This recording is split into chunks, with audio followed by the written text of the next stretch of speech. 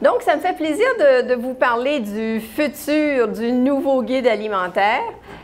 Je dois dire que j'ai aucun conflit à ce niveau-là parce que je n'ai pas été consultée. Tout ce que je fais depuis que j'ai été invitée pour cette conférence, c'est d'essayer d'avoir plus d'informations sur le cheminement, le déroulement, le processus. Mais je me rends compte que je vais peut-être être ici l'année prochaine pour parler du nouveau guide parce qu'il n'est pas prêt de naître, si je peux dire. Donc, le conflit que j'ai, si c'en est un, je donne des conseils à certaines compagnies de yogourt, dont Liberté et Riviera. Donc, ça m'arrive à l'occasion. Donc, j'ai ce conflit. Donc, d'autres, aucun gouvernement, absolument rien pour parler de ce guide, ce nouveau guide alimentaire. Donc, en gestion, c'est sûr, en gestation. Alors, c'est le 9e de la famille. Il a commencé en 1942, presque l'année de ma naissance. Hein? C'est un peu plus jeune que moi. Oui. Mais c'est sûrement celui qui va avoir une gestation la plus prolongée.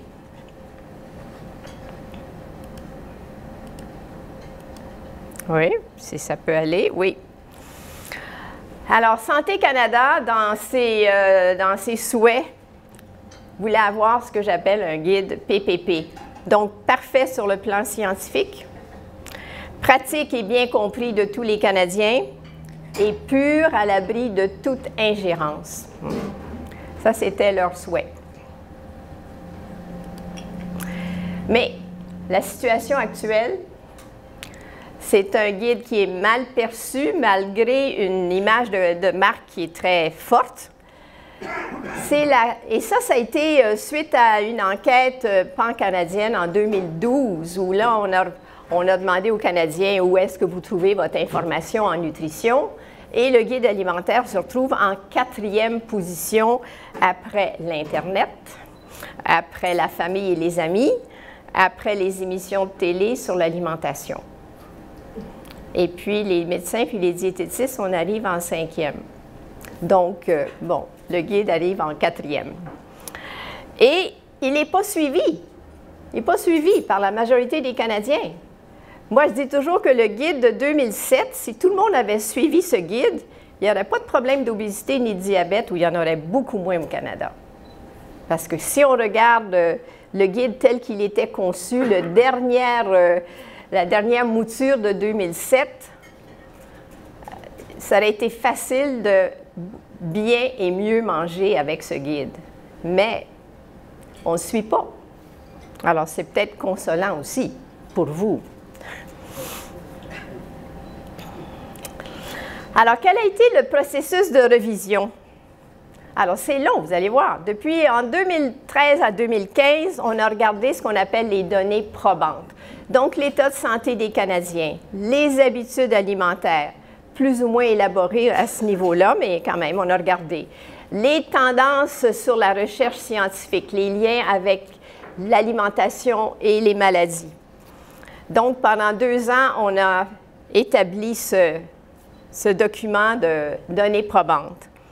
On a commencé une première consultation en 2016 avec 20 000 répondants pour la première consultation. En 2017, on a eu l'élaboration des 3 principes directeurs dont on va parler tout à l'heure. La deuxième phase, qui a été plus resserrée en 2017, on a eu 6 700 répondants. Et on va regarder la répartition des répondants parce que ça vient d'un peu, tout le monde pouvait répondre à cette consultation de Santé Canada. Et pendant ce temps-là, il y a eu une banque d'experts, des experts qui ne pouvaient pas avoir aucun lien avec l'industrie alimentaire, parce qu'on voulait être pur.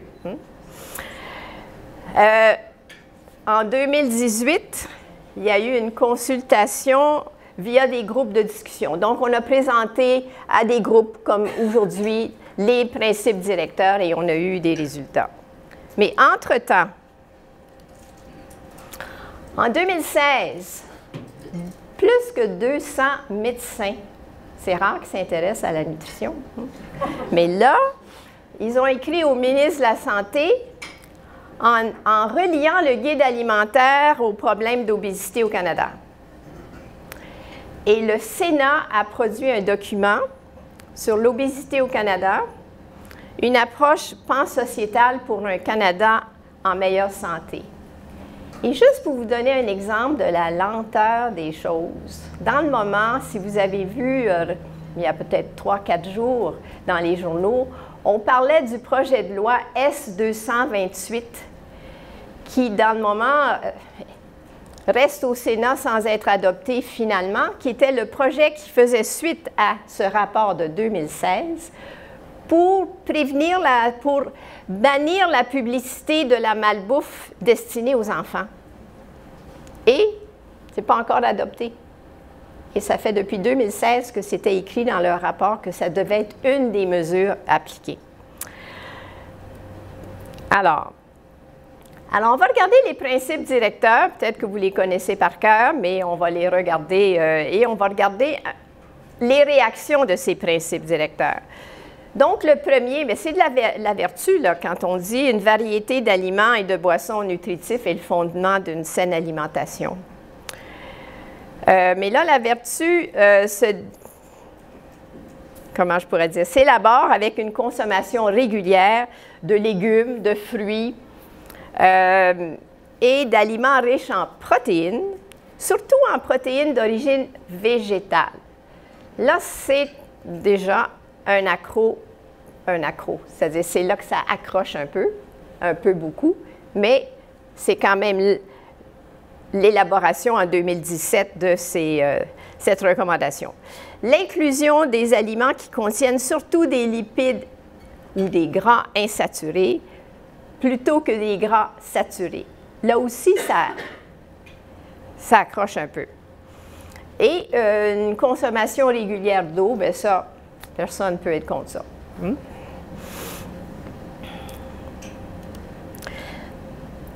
Si jamais la lettre, je recule un peu, la lettre des 200 médecins, là, elle est sur Internet, elle peut vous intéresser beaucoup. Parce que les médecins, eux, ne disent vraiment pas ce que les principes directeurs nous disent. Et si on veut y revenir tout à l'heure, je pourrais vous résumer les grands points que les médecins dirigeaient au ministre de la Santé, qui a changé depuis. Hein. C'était Mme Philpott et c'est une autre ministre depuis.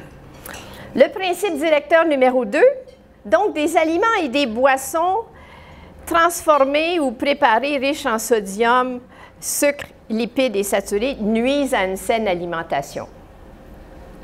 Alors, qu'est-ce que la Santé Canada nous recommande? Une consommation limitée d'aliments transformés ou préparés riches en sodium, en sucre et en lipides saturés. La question des aliments transformés, ça, je dirais que c'est l'élément qui reflète le plus le guide brésilien, si on peut l'appeler comme ça, le guide alimentaire du Brésil, qui a vraiment mis l'accent sur se tenir loin des aliments ultra transformés ou même un peu transformés. Et ça les personnes qui ont travaillé à l'élaboration du guide brésilien ont été invitées à présenter au Canada. Et ça, c'est un des éléments qui a persisté dans la liste. Alors, on veut aussi l'abstention, c'est quand même fort, l'abstention de boissons transformées ou préparées riches en sucre. Et ça comprend les jus de fruits et les boissons végétales et sucrées. Le principe directeur numéro 3, bon, des connaissances et des compétences sont nécessaires pour naviguer dans un environnement alimentaire complexe et favoriser une saine alimentation. Alors, c'est tout un défi pour Santé Canada. Comment ils vont nous apprendre à mieux cuisiner ou à plus cuisiner. Alors, choisir des aliments nutritifs en magasin ou au restaurant Il va falloir changer des menus de restaurant aussi. Planifier et préparer des repas et des collations sains. Prendre des repas en famille ou entre amis aussi souvent que possible. Bon, bien ça, on peut tous être d'accord avec ça. Alors, si on regarde la répartition des répondants de la phase 2, c'est important de voir d'où ils venaient. Donc, vous avez des gens qui viennent du public en général. Vous avez des professionnels, donc des professionnels dans différents milieux, y compris l'industrie alimentaire, des organisations, des gens qui préfèrent ne pas dire d'où ils viennent. Donc, la répartition se fait par les secteurs de travail, bien, vous le voyez là. Les hôpitaux ou établissements de santé, 357 personnes. Organisations reliées à la santé, 189. Pratiques privées, 131. Recherche en milieu universitaire, 40 personnes. Du gouvernement, 105, ou des gouvernements. Des écoles et des garderies, 103. De l'industrie, des aliments et des boissons, 98. Et du sport, 32. Donc, une répartition assez générale des gens qui ont répondu aux principes directeurs. On va regarder les principes directeurs et on va voir comment ces gens-là ont répondu. Alors, quand on parle de fruits et légumes, ça comprend la notion de manger plus souvent de protéines d'origine végétale. C'est le principe directeur numéro 1. Et finalement, on a une majorité en accord ou plutôt en accord, mais on a quand même presque plus de 1000 personnes qui sont en désaccord ou très en désaccord avec ce premier principe directeur.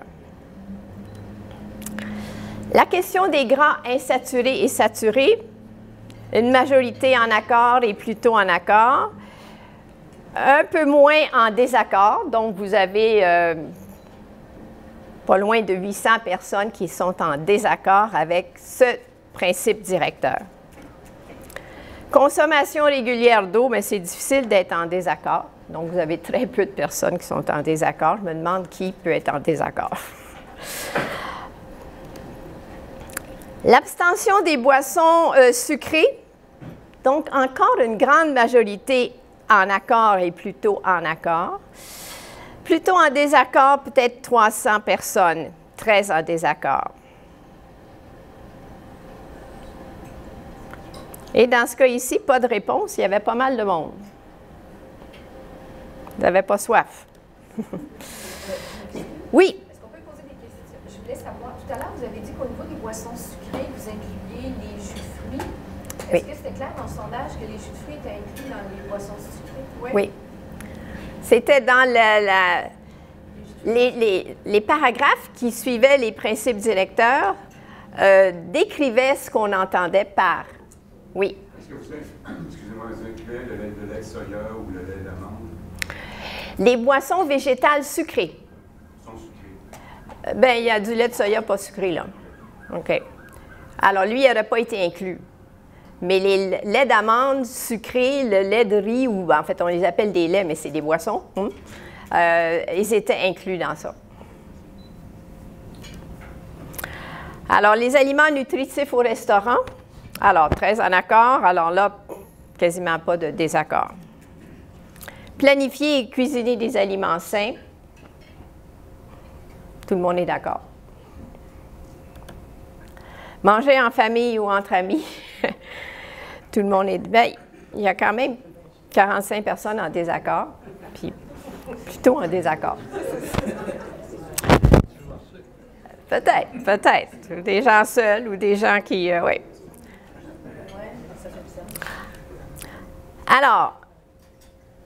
Alors ça a été cette phase 2, là, ce que je vous ai montré comme chiffre, comme appui ou désaccord, c'était la phase 2 de la consultation avec les 6700 personnes. En 2017, là, le gouvernement ou le Bureau de la nutrition a reçu des mémoires présentées au Comité permanent de la santé, donc Santé Canada, les membres de l'équipe, Société canadienne de pédiatrie, la Fédération des maladies du cœur et de l'AVC, l'Association du diabète, Benoît Lamarche, qui est un professeur au département de l'Université Laval. Alors, ça a été des mémoires. Mais après ça, l'été 2018, là, c'est parmi vous, je pense qu'il y en a qui ont présenté des mémoires à la Chambre des communes au Comité permanent de la santé. Donc, je vais vous lire toute la liste de ceux qui ont présenté. Donc, le Conseil canadien des jus, vous pouvez imaginer pourquoi. Conseil des viandes du Canada, l'Association médicale du Canada, le Center for Health Science and Law, les producteurs de poulet, producteurs laitiers, 2 mémoires des producteurs laitiers. Et ça, vous pouvez trouver tous les mémoires sur Internet. Moi, j'en ai lu presque la totalité. L'Association des transformateurs laitiers, les producteurs d'œufs, le Conseil canadien des pêches, les produits alimentaires de consommation du Canada, l'Association nationale des engraisseurs de bovins, les éleveurs de dindons, le Coalition for Healthy School Food, l'Ordre professionnel des diététistes, Malek Batal, qui est du département de nutrition, puis qui travaille beaucoup dans le monde des Autochtones, et Sanjisha Sharma, que je ne connais pas, qui est de l'Université de l'Alberta, qui travaille beaucoup au niveau de l'obésité. Alors, vous voyez qu'il y a à peu près presque une vingtaine de mémoires qui sont arrivées après que tout le processus a été presque mis en place. Et je pense que ces mémoires de cet été ralentissent la naissance du guide alimentaire. Parce que on ne peut pas avoir reçu tous ces mémoires, de regarder les arguments qui y sont présentés et rester, de continuer exactement dans la même ligne. Mais là, je vous parle comme quelqu'un qui est de l'extérieur. Mais j'ai l'impression que ça doit avoir ralenti beaucoup le processus parce que quand mon cher cousin m'a invité, moi, je croyais que j'aurais un nouveau guide à vous présenter.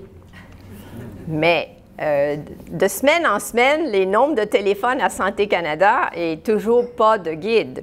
Donc, ce qu'on devait avoir, on n'aura pas un guide comme ce qu'on a vu. On n'aura pas un 3-4 pages couleur pour tout le monde à partir de l'âge de 2 ans. On va avoir des outils différents pour les différents groupes de la population. Je ne sais pas dans quelle forme ça va prendre. Ils ont l'air d'avoir un plan que... Alors, ce qu'on appelle partie 1 d'un nouveau rapport stratégique sur les directives alimentaires destinées aux professionnels de la santé et responsables des politiques. Donc ça devait arriver avant Noël. Et il devait avoir des messages clés et des ressources complémentaires pour les Canadiens. Donc ça va être en 2019, là. Et en 2019, on devait avoir une deuxième partie du nouveau rapport stratégique sur les directives qui sera composée de modèles alimentaires pour différentes sections de la population, avec des quantités et des catégories d'aliments et des ressources complémentaires pour les Canadiens. Malheureusement, là, comme je ne suis pas dans ce comité, ça me semble encore abstrait. C'est pas vraiment assez concret pour qu'est-ce que ça va avoir l'air, ces outils-là. Mais ils doivent travailler fort. Parce que Alors ici, les secteurs de travail des professionnels et des représentants d'organisations qui ont donné des commentaires. Donc, on avait l'industrie alimentaire, on avait les chercheurs en université, les professionnels et le secteur public là, des hôpitaux et des organismes de santé. Alors, notre cher guide, c'était celui de 2007. Comme je vous dis, moi, j'avais calculé que ce guide-là, si l'adulte suivait les quantités qu'on recommandait, c'était un guide qui fournissait moins de 1500 calories par jour. Si on mangeait tous nos grains entiers, les fruits, les légumes, les produits laitiers, les 2 portions de viande ou 3. Donc, on serait resté mince. Mais ça n'a pas été suivi. Donc, mais on va regarder, par rapport aux consignes de ce guide, on va regarder les tendances de la population. Un peu, moi, je trouve ça un peu consolant, parce que les tendances ne reflètent pas le guide jusqu'à maintenant. Et les tendances, je me suis inspirée du bottin du MAPAC, publié en 2017, qui montre les tendances entre 2006 et 2016. Alors, la première consigne de ce guide 2007, c'était de manger de 6 à 7 portions de fruits et légumes par jour. Alors, quand on regarde ce que l'on fait, donc comparaison entre, en fait, 7 à 10 portions, et on disait des légumes colorés, des légumes préparés avec peu de gras, ce qui veut dire moins de frites. Ça veut dire des légumes et des fruits de préférence au jus. Donc, on avait déjà une petite nuance par rapport au jus. Ce qui est arrivé, c'est qu'on n'a pas de chiffre exact, là, mais on sait qu'on mange plus de légumes maintenant que l'on faisait en 2006. Donc, il y a une amélioration, mais on sait qu'on n'en mange pas encore suffisamment. Il y a une baisse importante de la pomme de terre. Il y a une augmentation des fruits frais et il y a une baisse des jus et des fruits transformés. Donc, les fruits en conserve sont à la baisse, les jus sont à la baisse. Mais des fois, des petites parenthèses que j'ai vues à quelque part, les mélanges à limonade, là, vous savez, les petites poudres là, qui font de la limonade sucrée, ça, c'est en augmentation. Alors, on n'en est pas à une contradiction près. Si on regarde les produits, oui. Dans les légumes transformés, le congelé était inclus ou c'était vraiment ce qui était en... Frais congelé. Frais congelé. Non, mais dans les transformés, c'était les fruits, hein? Les fruits qui étaient transformés, là, qui étaient une baisse. Alors, on prenait moins de fruits transformés que de fruits qu'avant. Mais ça, c'est les chiffres du MAPAC, là. Mais ça veut dire que ça peut être des fruits en conserve? Oui, les fruits en conserve, c'est ça. Mais on n'a pas mentionné les légumes transformés, c'est ça la question. Non, je voulais savoir si dans le transformé, les fruits et les légumes congelés étaient considérés comme transformés? Non. Comme c'est frais? Frais. OK. Alors, au niveau des produits céréaliers, alors le guide nous recommandait 6 à 8 portions par jour, la moitié sous forme de grains entiers, et choisir des produits céréaliers plus faibles en lipides, sucre et sel. Donc là, il y a eu une baisse importante de la farine, des semoules, de l'orge, du riz, des céréales à déjeuner. Mais par contre, si vous regardez dans les augmentations des beignes et des sandwichs déjeuner, ça n'existait pas les sandwichs au déjeuner dans les fast-foods, là. Donc, plus de sandwichs déjeuner. Là, on va regarder la question du gluten, parce que ça explique là, la baisse importante de farine. Ça a beaucoup à faire avec la peur du gluten. Donc, ça, encore une fois, c'est statistiques d'Agriculture Canada. Et là, on dit que des personnes qui évitent le gluten au Canada, il y en a 22 % de la population, ce qui veut dire 7 millions. Ceux qui ont la maladie cœliaque, c'est 1 %, donc 350 000. La sensibilité au gluten, c'est quand même une entité clinique reconnue. J'ai des patients comme ça en clinique, des gens qui n'ont pas le profil cœliaque, mais qui ont beaucoup de symptômes reliés au gluten. Donc, on parle de 6 %, donc 2,1 millions. Donc, si on additionne, on a presque 10 millions de Canadiens qui essaient de ne pas manger de gluten. C'est beaucoup de monde. Mais il y en a au moins 7 millions qui n'ont pas raison. Alors ici, on regarde les raisons pour lesquelles les gens, parce que moi, je confronte ça en clinique, là, le nombre de personnes qui arrivent avec « bien, je ne mange plus de gluten ». Mais pourquoi, madame, ou pourquoi, monsieur? Alors, je me sens ballonnée après du gluten. Bien, quand on mange un gros repas de pâtes, là, levez la main ceux qui ne sont pas ballonnés, je veux dire, c'est normal. Alors, si vous regardez les raisons pour lesquelles on ne prend pas de gluten, donc santé digestive, là, ça a été valeur nutritionnelle, bon, perte de poids, donc on coupe le gluten pour perdre le poids, peau plus saine, douleur articulaire, faculté mentale, diminution du stress, régime purifiant, dépression, autres allergies, maladie cœliaque. Alors, voyez-vous qu'il y a toutes sortes de raisons pour lesquelles on évite le gluten. Par contre, on a maintenant du pain tellement extraordinaire avec première moisson, etc. Je veux dire, on a des pains qu'on n'avait pas en 2006. Là. On a des pains qui sont de meilleure qualité. Mais on a également des pains sans gluten, et puis là, ça vous prend un grille-pain puis des bonnes dents. Parce que c'est pas facile. Produits laitiers. Produits laitiers. Bon, alors, qu'est-ce qu'on fait maintenant avec les produits laitiers? Vous voyez que ce n'est pas tous des produits laitiers. Alors, on nous recommande dans notre guide 2007 2 à 3 portions par jour, surtout des produits écrémés. On recommande la boisson de soya à défaut de lait. Choisir des substituts faibles en matière grasse. Alors, ce qui est arrivé, on a diminué beaucoup la consommation de lait liquide. Par contre, on a une légère augmentation de la crème. Alors, on n'a pas lu le guide. Forte augmentation du yogourt. Ça, c'est s'il y a un produit qui est gagnant dans le moment, c'est bien le yogourt. Stabilité au niveau des fromages.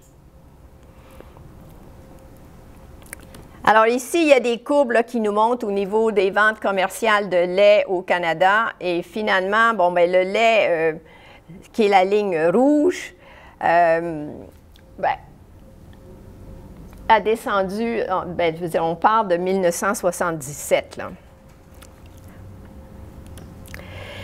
Ça, c'est un graphique qui nous vient des États-Unis, mais qui me parlait un peu, moi. Le bleu, c'est le lait homogénéisé, et le petit gris, c'est le lait d'amande.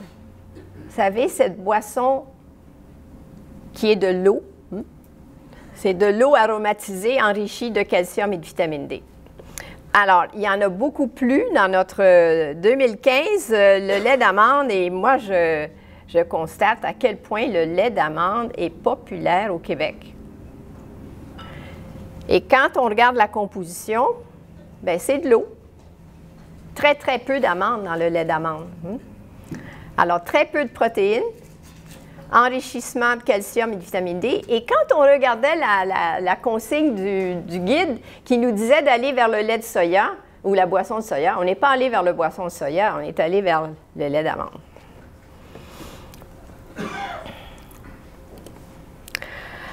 Alors, le guide, ici, au niveau de la viande et des substituts, on disait d'encourager les substituts de la viande. J'ai pris le texte dans le guide, là, comme légumineuses et tofu. 2 repas de poisson par semaine. Choisir des viandes maigres ou des substituts préparés avec peu de gras. Dans la réalité, nos consommateurs, puis ça, je ne vous l'apprendrai pas, mangent moins de viande et moins de bœuf et de porc. Le poulet a augmenté de façon importante. Les œufs ont augmenté. Alors ça peut être peut-être encourageant pour vous, parce que les œufs, c'était peut-être l'aliment qui était le plus critiqué. Pendant des années, on avait peur des œufs, du cholestérol. Et là, les œufs sont en augmentation. Et légère baisse au niveau des poissons.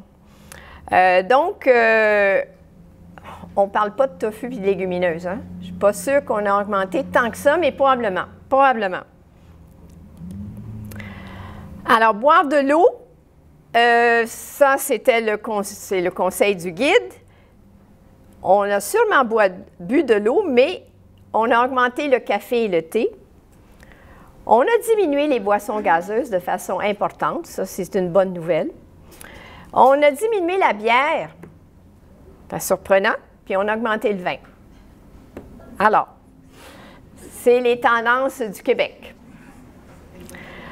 Alors, si je regarde d'autres tendances, là, ça, c'était dans l'Express il y a 3 semaines. Alors, c'était un peu une satire qui disait qu'est-ce qu'on fait quand on a des invités qui mangent sans gluten, sans viande, pas de lait, pas d'alcool, bon, des engueulades. Alors, on n'est pas au Québec, on est en France, mais c'est quand même généralisé les tendances. C'est généralisé. Alors, les grandes tendances là, du consommateur ici, la diète cétogène, vous avez dû en entendre parler. Mais la diète cétogène, c'est quand même intéressant pour les protéines animales parce que c'est plein de protéines animales. Hein? Mais les gens ne font pas ça longtemps.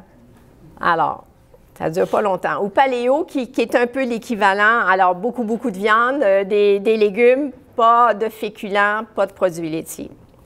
Le jeûne intermittent commence à être une tendance aussi. Donc, ça, c'est des jours où on mange moins ou des heures où on ne mange pas. Mais c'est une tendance. Élimination du gluten, mais vous avez vu que c'est une tendance importante. Élimination du lactose et des produits laitiers. Ça fait quand même plusieurs années que l'image des produits laitiers a été ternie, en particulier au Québec. Quand on leur demande des arguments, les arguments ne sont pas forts, mais on a un peu peur des produits laitiers. L'achat régulier d'aliments bio, c'est quand même 23 % des consommateurs qui en achètent régulièrement, donc chaque semaine. Des végétariens, végétarisme, 7,1 % des Canadiens. Et des végétaliens, 2,3 %. Et les végétaliens, ce n'est pas encore les véganes. Là. Les véganes, là, c'est quand ils ne mettent pas de souliers de cuir et puis c'est un peu plus loin. Donc, ça, c'est des tendances qui n'ont rien à voir avec notre guide alimentaire. C'est que quand on regarde ça, le guide est là, puis les tendances sont là. Alors, le guide, je trouve qu'on y travaille très fort, mais finalement, est-ce qu'on reflète les tendances? Est-ce qu'on comprend vraiment où est le consommateur? Les préoccupations des jeunes, parce que c'est les jeunes qui font beaucoup de changements. Les soucis planétaires, on veut protéger l'environnement. Hier, il y avait cette notion du phosphore dans l'eau.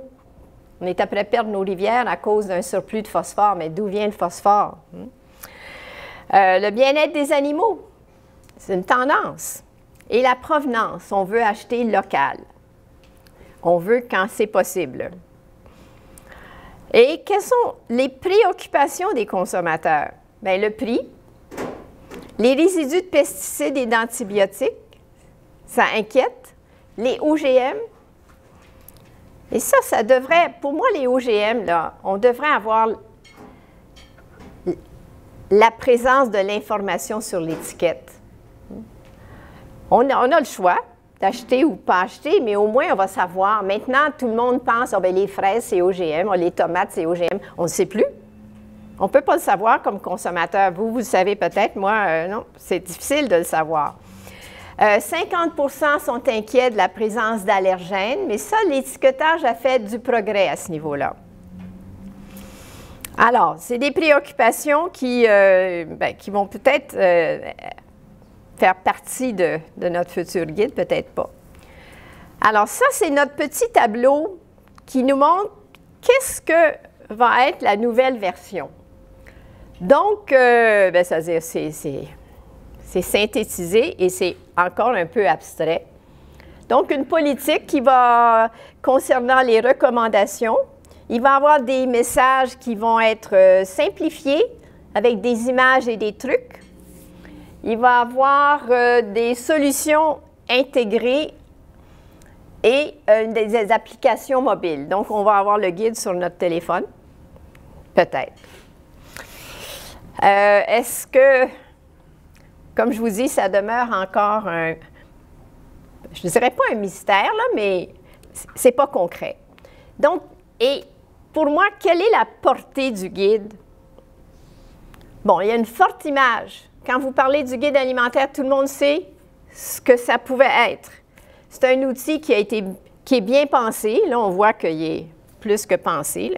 C'est crédible, mais c'est une information qui est parmi beaucoup d'autres informations. Puis pour moi, il y a une portée limitée. Limitée. Alors, je vais vous laisser sur ça parce que pour moi, c'est un peu ça notre guide alimentaire.